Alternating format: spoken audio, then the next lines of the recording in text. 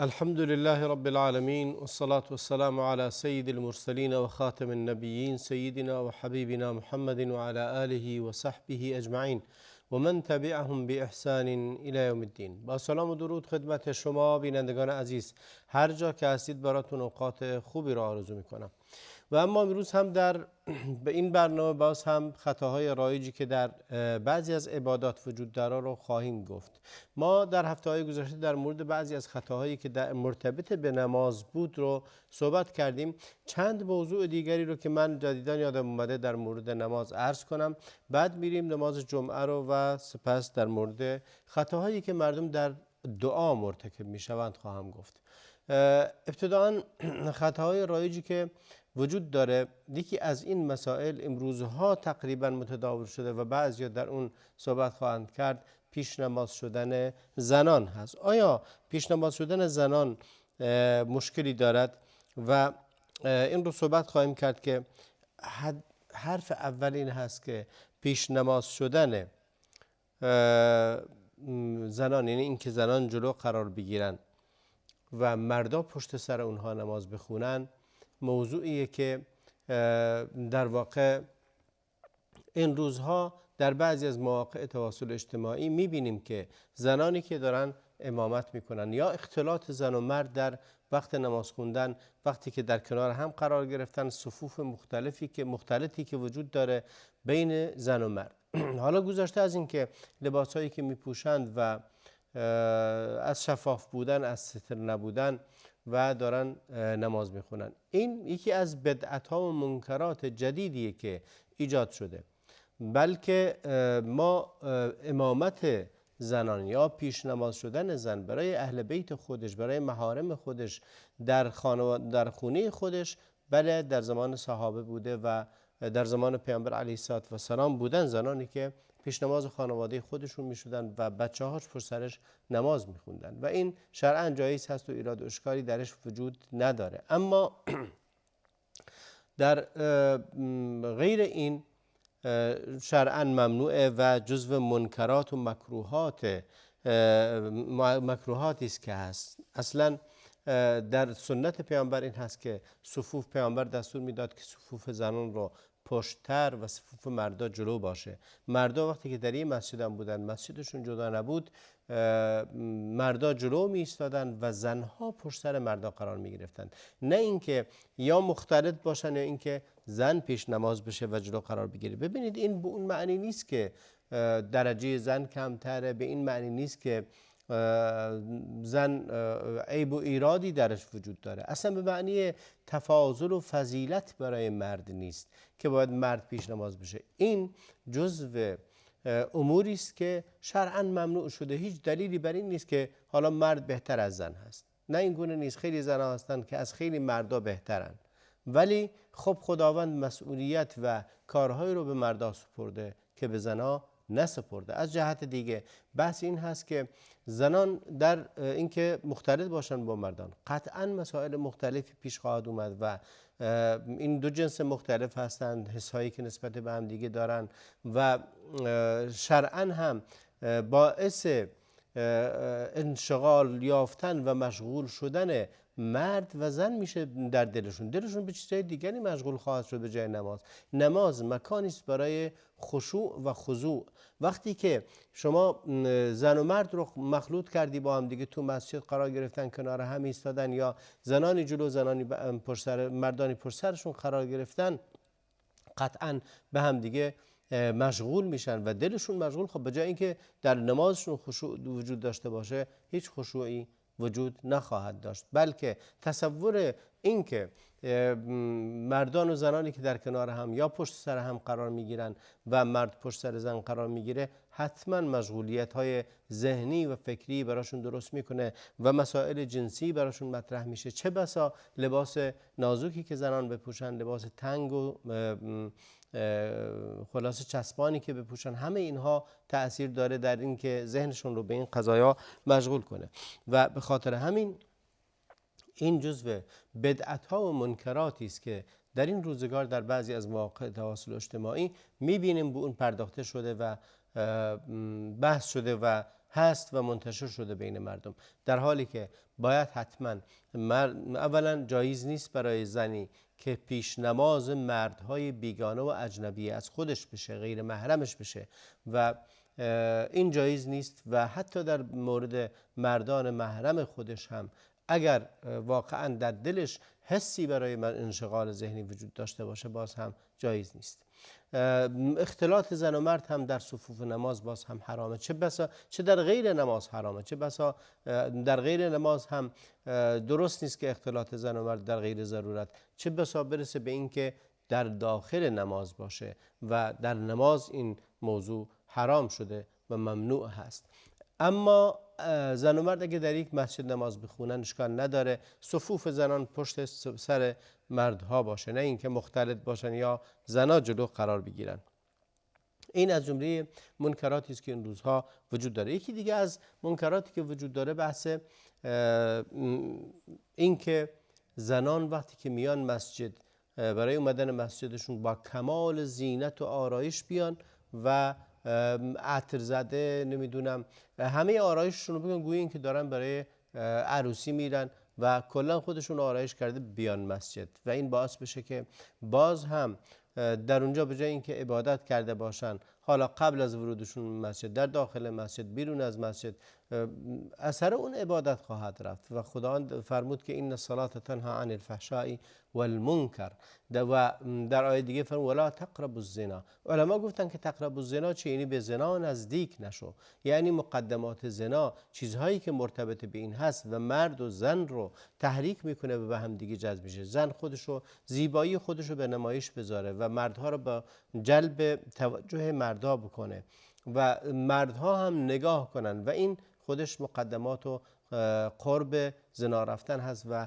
خطواتی است که شیطان گذاشته است برای اینکه انسان این کارو بکنه و این از جمله منکراتی است. مخصوصا در ماه مبارک رمضان خیلی این مشاهده میشه وقتی که زنان میان برای نمازهای جماعت یا نماز تراویح، وقتی که میان با کمال زینتشون و عطر زده و معطر و خلاصه وقتی در مسیری هم که میرن جلب توجه مردای زیادی رو بکنن و این شرعا حرام است. رسول الله علیه السلام فرمود ایما امرأة اصابت بخورا فلا تشهدن معنا العشاء الاخر.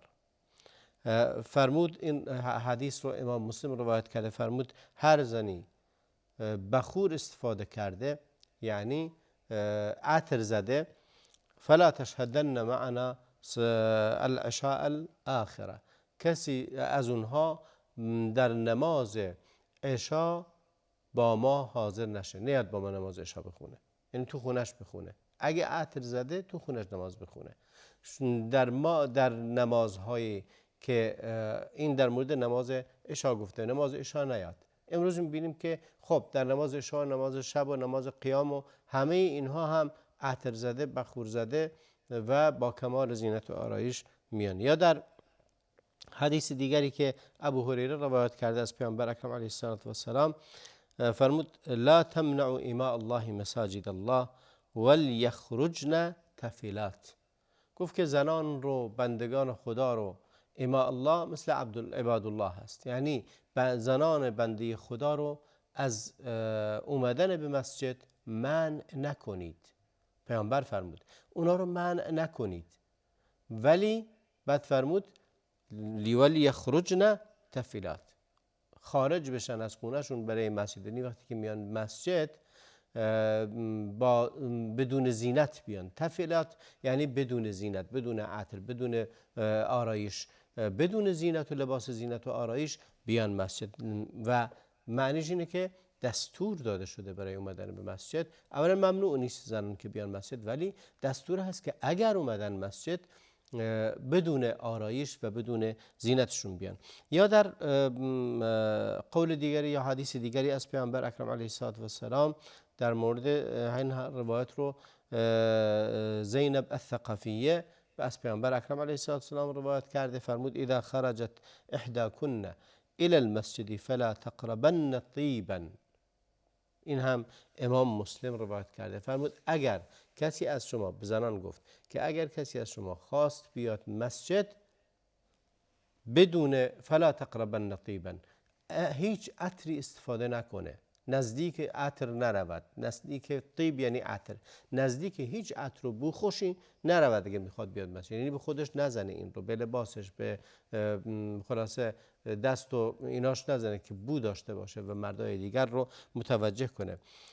پس واجب بر زنان ستر هست، باید خودشون رو ستر کنن، جمیع بدنشون باید مستور باشه. وقتی که در بازار، در مسیر، در مساجد، در خلاصه همه تجمعهای دیگری، این قیاس مسجده. ببینید مسجد محل عبادته، وقتی پیامبر برای مسجد منع کرده، برای غیر مسجد و بقیه تجمعات دیگه ممنوع تره، برای بقیه تجمعات ممنوع تره. چرا؟ چون در تجمعات دیگه اون خشوعی و اون ترسی هم که وجود داره در اونجا وجود نداره. در مسجد مردم حداقل احتمال اینکه از خدا بترسن زیاده و خوف کنن و تقوا پیشه کنن زیاده، ولی در بازار و کوچه و تجمعات دیگر این خوف کمتره. وقتی که در مسجد ممنوع هست، در غیر مسجد هم استفاده از بوی خوش، استفاده کردن یا آرایش کردن برای حضور در این تجمعاتی که مردها هم حضور دارن شرعاً حرامه. پس لازم هست که ما مواظب حتما این باشیم، مخصوصا زنان ما مواظب این باشند که برای حضور در تجمعات، برای حضور در نماز و تجمعات دیگه از استفاده کردن از بوی خوش اجتناب کنند. موضوع دیگری که امروز میخوام بهش اشاره کنم در بحث خطاهای رایجی که در بحث نماز جمعه هست اشاره کنم، یه چند تا موضوع هست که یکی از اونها ابتدا این رو عرض کنم که نماز جمعه فرضه. در بعضی از کشورها متاسفانه نماز جمعه رو نمیان، فکر میکنن که نماز جمعه واجب نیست، در حالی که نماز جمعه یکی از واجبات مهم هست که باید حتما بهش پرداخته بشه. حضور در نماز جمعه واجب هست. نماز ظهر جای نماز جمعه رو نمیگیره مگر در حالی که طرف عذر داشته باشه و نتونه حاضر بشه. و نقطه دیگه که بگم، نماز جمعه بر مردها واجب هست، بر زنان واجب نیست. اگه حاضر شدند اجر دارن و ثواب دارن و ممنوعیتی وجود نداره، ولی واجب نیست برشون. و این هم از آسانی شریعت هست که برشون آسون گرفته که حضورشون رو واجب نکرده زنان در نماز جمعه، به خاطر اینکه خیلی از زنان فرزند و بچه دارن تو خونه، بچه خرد دارن تو خونه، مشغله های دیگه دارن، گیر و گرفت های دیگه ای دارن در زندگیشون که بر اونها واجب نشده، ولی بر همه مردها واجب هست که باید حتما در نماز جمعه حضور پیدا کنند. اما عرض کردم در بعضی از کشورها به خاطر اینکه تصورشون این هست و میگن که چون امام جمعه، چون اونی که امام جمعه و پیش نماز هست و خطیب جمعه هست، میگن انسان صالحی نیست، در نتیجه حاضر نمیشن. قول معروفی از امام احمد هست، میگه صلوا خلف کل بر و فاجر، پشت سر هر نیکوکار و بدکاری نماز بخونید. یعنی چی؟ اگر پیش نمازتون حتی اگه بدکارم باشه، یعنی شما ازش گناه دیده باشید یا دیده باشید که تقوا نداره، شما مکلف نیستید به این که دیگران چه در دلشون میگذره. اگه میتونی مسجد دیگه هست بغلت، برو نماز بخون مسجد دیگه. اما اگر چنین چیزی وجود نداره، نماز رو نباید ترک کنی به خاطر اینکه بعضی از ائمه رو نمیدونم فلان جهت تعیین میکنه و فلان جهت تأثیر داره. اینها عذرهای شیطانی هست که شیطان وسیله میکنه برای اینکه شما نماز نخونید. بلکه حضور نماز جمعه، حاضر شدن در این نماز، هیچ ارتباطی به قضایای دیگر دستبندی ها و جناح بندی ها و گروه بندی ها نداره، بلکه واجب هست باید همه حاضر بشه. هیچ کسی عذر نداره برای ترک کردن نماز جمعه به این دلیل بگن که یا بگی صالح، انسان صالحی نیست، یا از یعنی مثل من فکر نمیکنه، مثل ما فکر دیگه ای میکنه. نه، مادامی که مسلمان هست و علمشو داره و عالم هست، شما باید پشت سرش نماز بخونید، مگه اینکه خود جای دیگری داشته باشی برای خوندن نماز جمعه. اما به این دلیل نمیتونی نماز رو ترک کنی، پس باید نماز رو محافظت کرد. پیامبر اکرم فرمود که هر کسی که 3 جمعه رو ترک کند کافیه، بر هر مذهبی، بر هر دینی میخواد بمیره میمیره. یعنی این باعث میشه که حتی بعضیا گفتن اگه کسی 3 جمعه رو پشت سر هم ترک کنه جزو مسلمانان نیست. و به خاطر اهمیت این هست و باز هم پیامبر فرمود جمعه تا جمعه کفاره گناه هست بین این وسط. الجمعه الی الجمعه کفاره لما بینهن، از جمله تأثیرات این نماز این هست. خطاهای دیگری که اتفاق میافتد در نماز جمعه این هست که وقتی که کسی وارد مسجد میشه، سنت هست که 2 رکعت نماز سنت بخونه، سنت تحیت المسجد. بعضی از فقها گفتن که 2 رکعت نماز سنت جمعه میخونه، بعد اینکه تحیت المسجد رو خوند بلند میشه 2 رکعت نماز سنت جمعه میخونه. بعضی از اهل علم میگن نه، این نماز جمعه، این سنت همون سنته، همون تحیت المسجده و پیامبر دستور داده.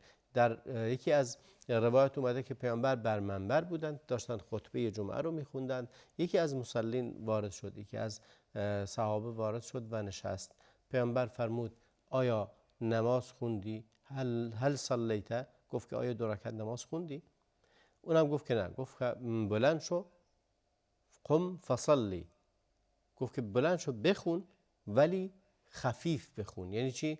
یعنی طول نده به قرائت در نماز، همون ارکانش رو به جا بیار، قرائت سوره فاتحه، 1 آیاتی بعدش و خیلی هم کوتاه، یعنی طولانی نخون بخوای در اونجا خلاصه طول بدی. اینجا جای طولانی خوندن نیست. در نتیجه باید خیلی 2 رکعت خفیف و کوتاه میخونی و میشینی و حتی اگر خطیب رو منبر باشه سخنرانی کنه یا مؤذن داره اذان میگه، منتظر این نشو که اذان تموم بشه بعد 2 رکعت نماز سنت رو بخونی، چون در اون حالت شما بحث اذان و جواب دادن به اذان سنت مؤکد هست و اجر و ثواب زیادی داره، ولی گوش دادن به خطبه جمعه واجبه. شما در وقتی که داره اذان میگه جواب اذان رو میگی، در وقتی که داره خطبه میخونه شروع میکنی به خوندن نماز. این کار رو نباید بکنی، بلکه مستقیما وارد میشی و 2 رکعت نماز میخونی. حتی اگر مؤذن داره اذان میگه یا خطیب داره خطبه میخونه، 2 رکعت خوندی میشینی و گوش میدی به خطبه جمعه. تا برنامه دیگر همه شما را به خدای بزرگ میسپارم. صلی الله و بارک علی نبینا محمد و علی آله و صحبه اجمعین.